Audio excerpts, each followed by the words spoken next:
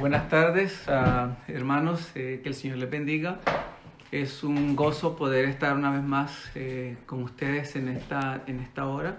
Disculpen la demora, todavía estamos probando una cantidad de cosas aquí que para nosotros son nuevas. Pero damos las gracias al Señor que estamos acá ya de vuelta en Canadá, en nuestra casa. Ha sido una jornada interesante para todos nosotros, pero con todos también hemos crecido y le damos gracias al Señor por la experiencia que hemos vivido en estos últimos días en Colombia. Les pido que sigan orando por las personas que todavía quedan allá.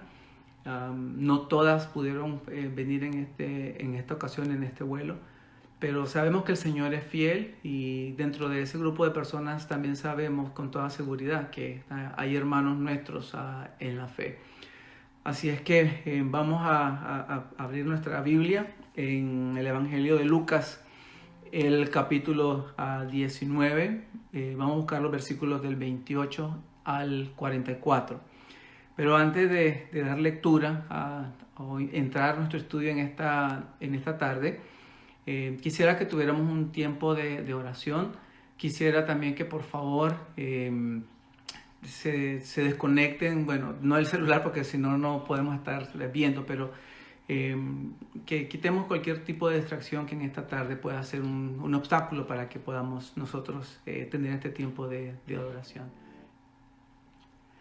Padre, en esta tarde bendecimos tu nombre y estamos muy agradecidos, Señor, por la salvación que nos has dado en Cristo Jesús.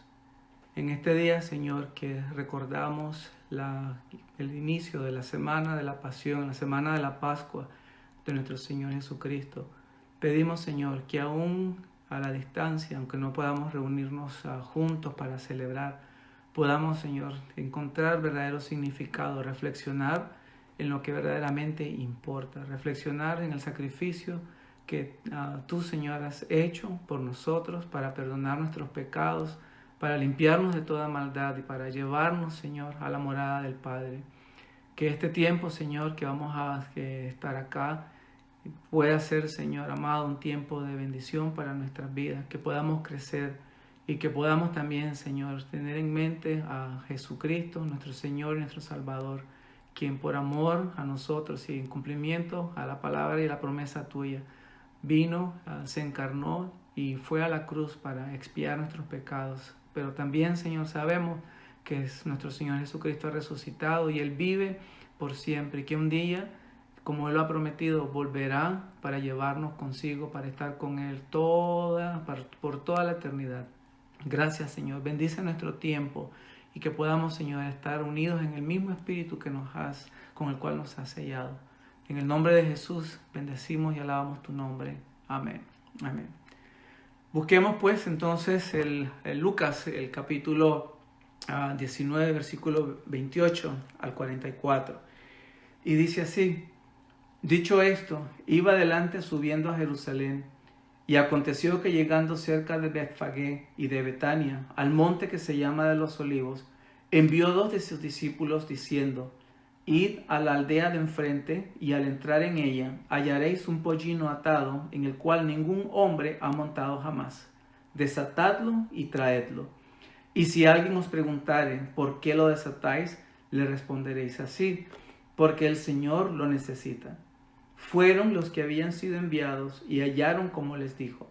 Y cuando desataban el pollino, sus dueños le dijeron: ¿por qué desatáis el pollino? Ellos dijeron: porque el Señor lo necesita.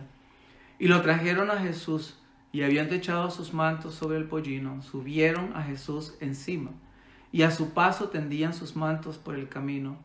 Cuando llegaban ya cerca de la bajada del monte de los Olivos, toda la multitud de los discípulos, gozándose, comenzó a alabar a Dios a grandes voces por todas las maravillas que habían visto, diciendo: bendito el Rey que viene en el nombre del Señor, paz en el cielo y gloria en las alturas.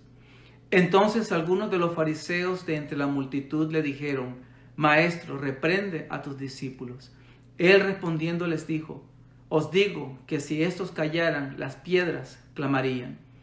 Cuando llegó cerca de la ciudad, al verla, lloró sobre ella, diciendo: oh, si también tú conocieses, a lo menos en este tu día, lo que es para tu paz, mas ahora está encubierto de tus ojos, porque vendrán días sobre ti cuando tus enemigos te rodearán con vallado, y te sitiarán, y por todas partes te estrecharán, y te derribarán a tierra, y a tus hijos dentro de ti, y no dejarán en ti piedra sobre piedra, por cuanto no conociste el tiempo de tu visitación.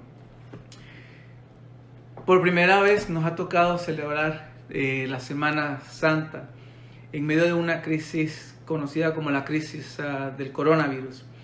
Con todo, alrededor del mundo, la iglesia hoy en día está enfocada en la celebración más importante para la fe cristiana, como es la Pascua del Señor. Esta conmemoración anual sabemos que inicia con el Domingo de Ramos, es decir, la entrada de Jesús en Jerusalén. Y de eso vamos a estar hablando en esta tarde. Jesús en Jerusalén. ¿Por qué Jerusalén? Jerusalén ocupa un lugar muy importante, un lugar predominante en la Biblia. De hecho, los profetas como Isaías y Miquea dijeron que en los últimos días, que son los días que estamos viviendo, muchos pueblos vendrán y dirán: vengan, subamos al monte del Señor, a la casa del Dios de Jacob. Él nos guiará por sus caminos y nosotros iremos por sus sendas. Porque la enseñanza saldrá de Sión y de Jerusalén saldrá la palabra del Señor. Como si fuera poco, cuando Jesús está enseñando en el Sermón del Monte a las personas, se refiere Jesús a Jerusalén como la ciudad del gran rey, la ciudad del gran rey. Pero con todo esto, la pregunta que nos hacemos es, bueno, ¿por qué Jesús tuvo que ir a Jerusalén? ¿Por qué él fue intencionalmente? Es una pregunta muy interesante, porque sabiendo Jesús la agenda de Dios desde antes de la fundación del mundo e impulsado Jesús por el amor de Dios por nosotros, Jesús se dirige a Jerusalén y de Jerusalén Jesús se dirige hacia el Gólgota para expiar, para ofrecer su vida en sacrificio por nuestros pecados. Ahora, de los 4 evangelios que nosotros tenemos, como Marcos, Mateo y Lucas, Lucas particularmente es el que pinta un cuadro vívido acerca de la entrada de Jesús a Jerusalén. La narración de Lucas señala, aparte de toda la determinación de Jesús de ir a Jerusalén, señala también la manera como las personas recibieron, le dieron la bienvenida a Jesús, pero sobre todo Lucas también señala el llanto de Jesús antes de entrar a la ciudad, a Jerusalén. Así que vamos a tener estos 3 puntos en mente. Vamos a hablar primeramente de la terminación que es de Jesús de ir a Jerusalén. Segundo, vamos a hablar un poco acerca de la recepción de las personas cuando ven a Jesús entrar. Y por último, vamos a hablar acerca del llanto de Jesús antes de entrar a Jerusalén. Ubiquémonos entonces en el versículo 28, donde dice: dicho esto, es decir, de lo que viene, de lo que está anteriormente, de la parábola de las 10 minas, de todo lo que ha acontecido, Jesús dice, iba adelante subiendo a Jerusalén. Lo que vemos aquí es que Lucas habla de la determinación de Jesús de ir a Jerusalén. En 1 de Pedro capítulo 1, versículos 19 al 20, está escrito que antes de la fundación del mundo, Jesús ya había sido destinado por Dios como sacrificio, como un cordero sin ningún defecto, por amor de nosotros. Es decir, a lo largo de toda la historia bíblica, a lo largo de toda la historia humana también, Jesús ha estado de continuo yendo hacia Jerusalén y a la muerte por causa de nuestra maldad. Ahora bien, cuando vamos un poco más atrás, hacia Lucas capítulo 9, versículo 51, leemos que cuando se acercaba el tiempo en que Jesús había de ser recibido arriba, resolvió con firmeza dirigirse a Jerusalén. Pero Marcos capítulo 10, versículo 32 nos dice que cuando iban camino subiendo a Jerusalén, Jesús, en todo el grupo que él estaba ahí, se adelantó. Y nos dice también Marcos que cuando los discípulos vieron esa actitud de Jesús de tomar al frente, de liderar la caravana que iba con él, los discípulos estaban asombrados y otros que venían detrás tenían miedo. ¿Qué es lo que vemos acá? Y lo que necesitamos entender es que Jesús no va rumbo al fracaso. Cualquiera diría que era una misión suicida, pero es que tampoco Jesús va con eso en mente. Jesús no va rumbo al fracaso, sino más bien Jesús va camino hacia la victoria total, hacia la victoria absoluta. ¿Qué es lo que significa esto? Y que lo que Lucas está diciendo cuando dice que el Señor iba adelante subiendo a Jerusalén y que Él toma la iniciativa y que todos estaban asombrados. Lo que la Escritura nos está diciendo es que Jesús toma la determinación de una vez y por todas equilibrar la balanza de lo que es la justicia y la misericordia. Entonces Jesús toma la iniciativa y la determinación de ir a Jerusalén. Es más, el mismo Jesús dijo que nadie le quitaba su vida, que Él la daba en rescate por todos nosotros. Vamos a los versículos 37 y versículo 38. Vamos entonces que pasadas los eventos, las instrucciones de Jesús a sus discípulos de ir a una aldea particular, de encontrar un asno atado y por decir la contraseña que Jesús les da para que la persona supiera que era Jesús que enviaba a los discípulos. Llevan entonces, traen al animalito y Jesús se sube en él y comienza entonces la entrada a Jerusalén. Pero aquí está entonces la reacción de las personas cuando ven y cuando escuchan también la caravana que viene con Jesús y el alboroto y todas estas cosas. Vemos ahí entonces que en los versículos 37 y 38 es lo que sucede, la bienvenida, la reacción de las personas. Ahora, lo que necesitamos tener acá nosotros en mente es lo siguiente, que esta no es la primera vez que Jesús va a Jerusalén. Por los evangelios nos damos cuenta que en varias ocasiones Jesús ya había visitado a Jerusalén, pero solamente que esta vez su entrada pública conmovió a toda la ciudad. Mateo nos dice que cuando la gente escuchó y supo que Jesús llegaba, se comenzaron a preguntar que quién es este, o sea, qué personaje es este que está causando tanta conmoción, que tiene la ciudad alborotada. Pero mientras unos se preguntan quién es este, otros, nos dice la Biblia, y lo que acabamos de leer acá en el Evangelio, que tendían sus mantos por el camino y comenzaron no a hablar, sino a murmurar, sino a gritar, es decir, como una especie de júbilo, de canto, comenzaron a gritar de alegría y a alabar a Dios por todas las maravillas que habían visto. Un alto. Piense por un momento en esto que está diciendo acá. Comienzan a gritar de alegría y comienzan a alabar a Dios por todas las maravillas que habían visto. Mire lo que Lucas nos dice en cuanto a algunas de las maravillas a las que él se refiere. Lucas 17, 11 al 19 nos habla acerca de la sanidad de los 10 leprosos. Lucas 18, 35 al 43 nos narra el encuentro del ciego Bartimeo con Jesús. Lucas 19, del 1 al 10, el capítulo anterior al que hemos leído, nos narra el encuentro de Jesús con Zaqueo y la transformación que Zaqueo tuvo cuando hospedó a Jesús por una noche.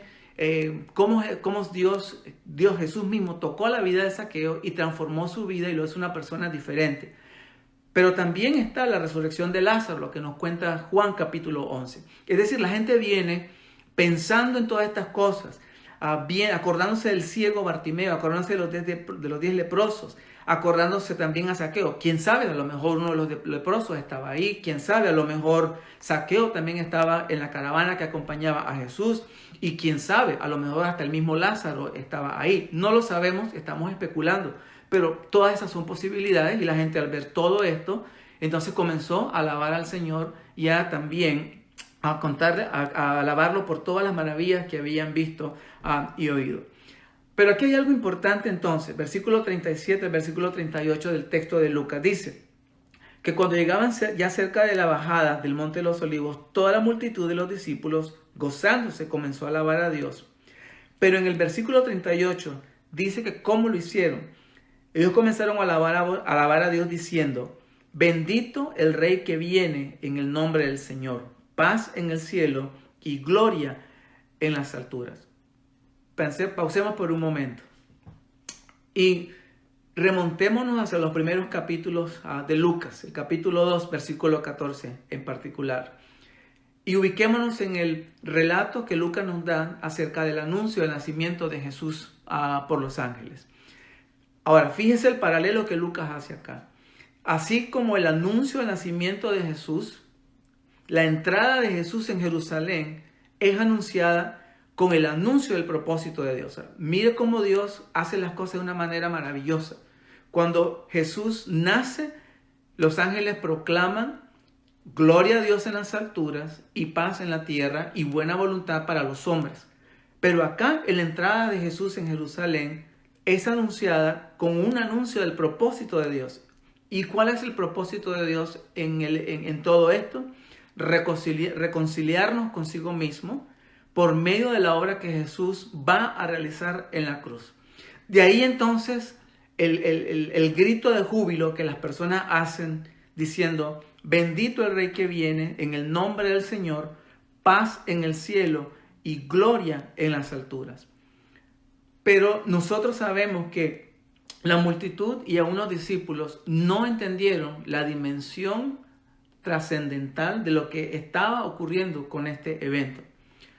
Pocos días después de este evento, del día domingo, en Getsemaní, los discípulos huyen y dejan al Señor solo, con excepción de Juan, obviamente.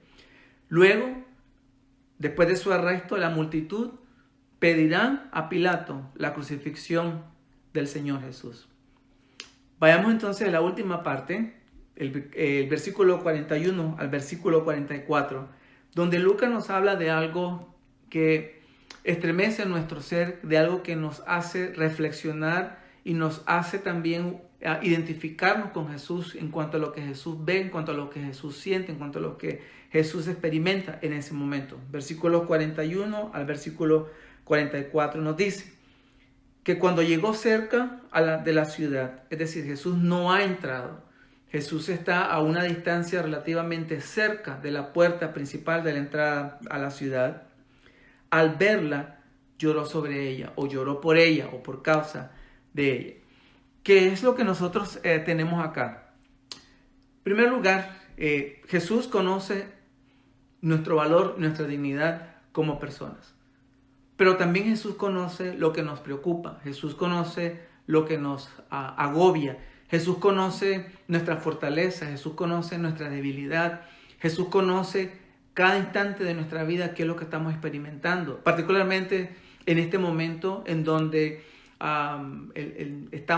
el mundo está tratando de ver cómo convive con esta crisis mundial del coronavirus.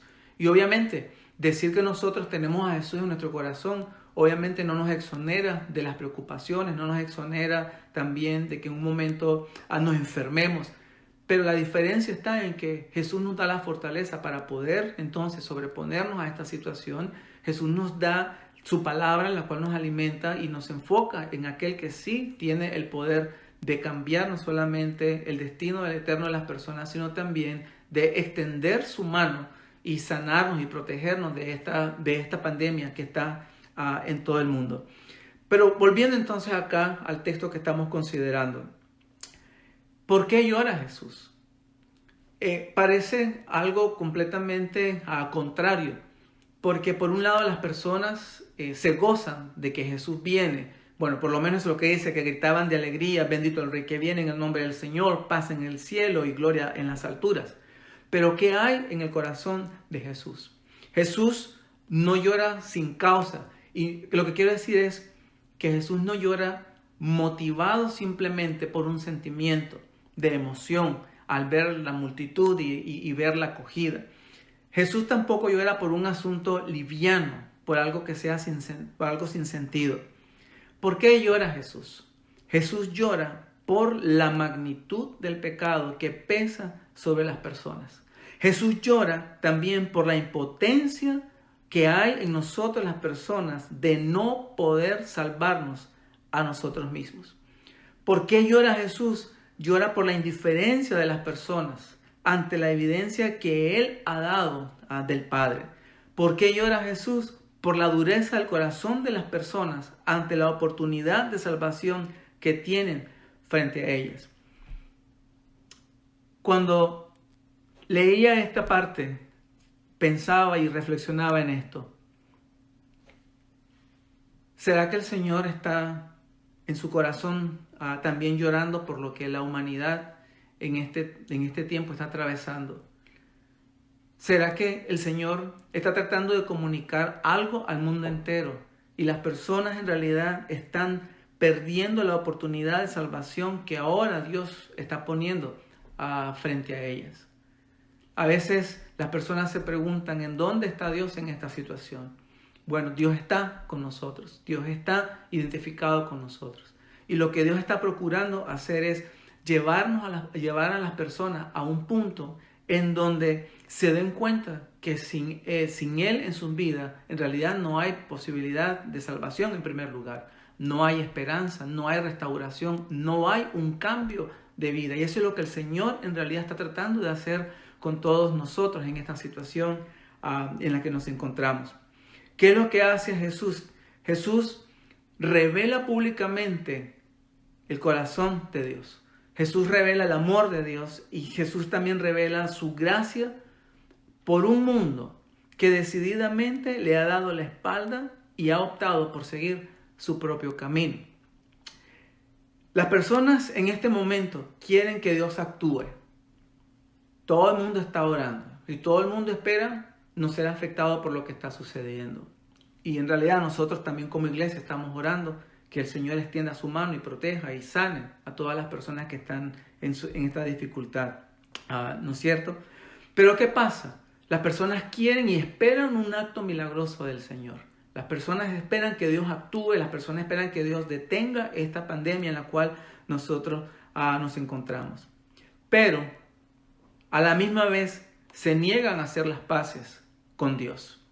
Se niegan a dejar de vivir en el pecado. Se niegan a abrazar la gracia y la misericordia de Dios. Es triste, pero eso es lo que Jesús también percibe en toda esta multitud que viene detrás de Él. La multitud sí está muy entusiasmada con Jesús. La multitud en la mente de ellos piensan que Jesús puede cambiar su situación. En la mente de ellos piensan que Jesús viene a poner las cartas sobre la mesa y a ponerle fin a toda la situación que estaba sucediendo en ese momento. Pero no querían dejar de vivir en pecado. No querían abrazar la gracia y la misericordia de Dios. ¿Cómo lo sabemos? Por lo que al final terminan haciendo. Cuando vieron que Jesús no reunía, no llenaba sus expectativas, lamentablemente optaron por deshacerse de Él porque no servía para ellos para nada. El hecho es que Dios está de luto por el hecho de que las personas no se dan cuenta del tiempo en que nosotros estamos viviendo. Y de que quizás para nosotros y para el mundo entero, esta sea no solamente la única, pero a lo mejor la última oportunidad de salvación que Dios nos da. Por eso tenemos que, nosotros que conocemos al Señor, tenemos que mantenernos cerca de Él. No podemos bajar la guardia. Aunque no nos reunamos, aunque no tengamos un lugar en donde congregarnos para adorar juntos y para celebrar y tener comunión fraternal como la Biblia lo dice. Necesitamos mantener el enfoque, porque en algún momento, en su momento, con toda seguridad, Dios va a obrar y Dios, esto hermanos, quienes me escuchan, esto va a parar en su momento oportuno. Porque Dios tiene un propósito para todo esto, igual como tuvo un propósito con la entrada de Jesús en Jerusalén. El propósito de Dios siempre ha sido salvar a la humanidad. El propósito de Dios siempre ha sido hacernos caer en cuenta que no podemos seguir viviendo la vida sin Él, que no podemos seguir por el camino que hasta este momento estamos siguiendo. El propósito es que nos volvamos a Él de corazón. La Biblia dice, acérquense a Dios y Él se acercará a ustedes. La Biblia dice que todo aquel que invocar el nombre del Señor será salvo. La Biblia dice que todo aquel que invoca el nombre del Señor no es defraudado. Y ese es el Dios que nosotros tenemos. Ese es el Dios que ha venido en la persona de Cristo Jesús. Ese es el Dios que ha entregado lo más precioso que ha podido entregar por la humanidad, su Hijo. La vida de su propio Hijo. ¿Para qué? Para redimirnos, para hacer posible lo imposible, la salvación, para llevarnos al cielo, para hacer las paces con Él. Es increíble cómo Dios mismo toma la iniciativa de venir para llevarnos consigo, para acercarnos a Él. Porque si somos honestos y somos sinceros, de nuestra parte no tenemos la iniciativa de buscar al Señor, excepto cuando las situaciones están difíciles en nuestra vida y una vez que todo vuelve a su normalidad, ponemos a Dios a un lado y continuamos con nuestra vida hasta que venga la próxima crisis. Y vivimos así, de crisis en crisis, en crisis, en crisis. Pero pensemos en esto. El tiempo que estamos viviendo, a lo mejor, repito, sea la única y la última esperanza y la última oportunidad de salvación que Dios nos da. En conclusión, entonces, el sacrificio de Jesús, el sacrificio pascual de Cristo, es algo trascendental. Tan trascendental que no necesitamos en realidad estar en un templo para adorar al Señor y celebrar la entrada de Jesús en Jerusalén.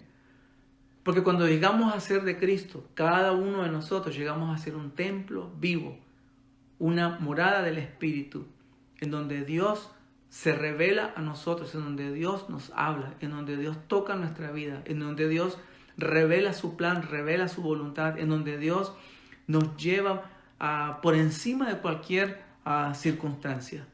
Pero cuando hablamos de la trascendentalidad del sacrificio pascual de Jesús, debemos recordar que desde el comienzo de la historia bíblica, aún desde la eternidad, Jesús estuvo camino a Jerusalén y a la muerte desde antes de la creación del mundo, para que ahora, por la fe en Él, nosotros podamos tener la seguridad de la vida eterna. Lamentablemente, las personas de entonces, al igual que las personas de hoy, no han sido capaces de reconocer que Dios les estaba visitando y que su momento había llegado. ¿No será que Dios en realidad nos está visitando en este tiempo? ¿No será que en realidad el momento que nosotros esperábamos es este en el cual estamos viviendo? Este año, como les dije, no podemos reunirnos para conmemorar la Pascua del Señor. Sin embargo, en medio de toda esta situación que estamos viviendo, quiero motivarles y quiero animarles a no perder de vista el momento de la visita del Señor. Tampoco que pasemos por alto la oportunidad de mirar hacia el cielo al Dios que por amor envió a su Hijo para dar su vida por nosotros, los pecadores. La cruz no fue el final para Jesús, pero sí lo fue para Satanás y sus huestes, para el pecado y para la muerte.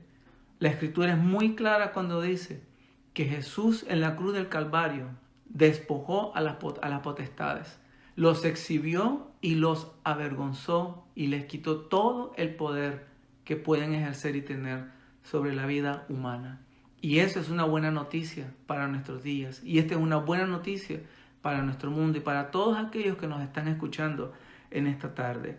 La cruz no fue el final de Jesús, sino para Satanás, sus huestes, el pecado y la muerte. Ahora podemos nosotros acercarnos al trono de la gracia con toda la libertad. En el nombre de Jesús podemos acercarnos al trono de la gracia para recibir la ayuda, para recibir misericordia en el momento que más lo necesitemos. Y este es el momento en donde nosotros estamos más que nunca antes necesitados de la gracia y la misericordia del Señor para nuestra vida y para nuestro mundo. Jerusalén es donde Jesús morirá, pero también donde Jesús resucitará. Gracias al sacrificio de Jesús es que nosotros tenemos esperanza. Así que a medida que nosotros hacemos frente a esta pandemia, a esta situación, prestemos atención al Señor. Insisto, prestemos atención al Señor. Prestemos oído a lo que el Señor está diciendo. No tomemos esto como un tiempo vacacional, como un tiempo en donde sí estamos acá en la casa y está todo bien y vamos a llevar la vida de una manera diferente, No. Prestemos atención al Señor. Prestemos atención a la voz del Espíritu. ¿Qué es lo que el Espíritu del Señor nos está diciendo? Porque, como les compartí en ocasiones anteriores, si este no es el fin, entonces tenemos nosotros que estar preparados para lo que venga. ¿Qué vamos a hacer cuando todo esto en realidad acabe? Las personas van a venir a buscar al Señor. ¿Y dónde vamos a estar nosotros como iglesia? Si nuestra vida en este momento no es fortalecida por la palabra del Señor y por la verdad, la realidad de la esperanza que nosotros tenemos en Cristo, ¿cómo vamos a poder ministrar? ¿Cómo vamos a poder servir a las personas? ¿Cómo vamos a poderlas guiar por el camino de la verdad, hacia el Dios verdadero? Preste atención al Señor. Preste atención a lo que Dios le está diciendo a su corazón. Preste atención a lo que Dios quiere que usted haga. Atención a lo que Dios quiere que usted cambie en su vida. Cobremos ánimo. Yo sé que estar aislado y estar nomás salir a hacer lo que sea necesario, sé que es difícil. Nosotros estamos cumpliendo ya la segunda cuarentena. Hicimos una cuando estábamos en Colombia y ahora estamos en otra. Y peor, porque aquí sí nadie puede visitarnos, no podemos ir a ningún lugar. Y es tremendo. Es tremendo ver cómo algunos de los hermanos vinieron, dejaron unas cosas acá afuera y sin tocarnos ni nada. Y dice, caramba, estamos como los leprosos, como que tenemos algo mortal. Pero yo sé que eso nos desanima, pero cobremos ánimo. Y como dice Jesús también en la Biblia, ¿por qué vamos a cobrar ánimo? Porque necesitamos, mis hermanos, levantar nuestra cabeza, necesitamos levantar nuestro espíritu, porque el día de nuestra redención hoy está más cerca que nunca. Recordemos entonces lo siguiente: en Cristo, ni la muerte, ni la vida, ni los ángeles, ni los principados, ni las potestades, ni lo presente, ni lo porvenir, ni lo alto, ni lo profundo, ni ninguna otra cosa creada nos podrá separar del amor que Dios nos ha mostrado en Cristo Jesús, nuestro Señor. No olvidemos esta semana. Tengamos un tiempo de recogimiento espiritual, tengamos un tiempo de reflexión, tengamos un tiempo de búsqueda del Señor nuestro Dios.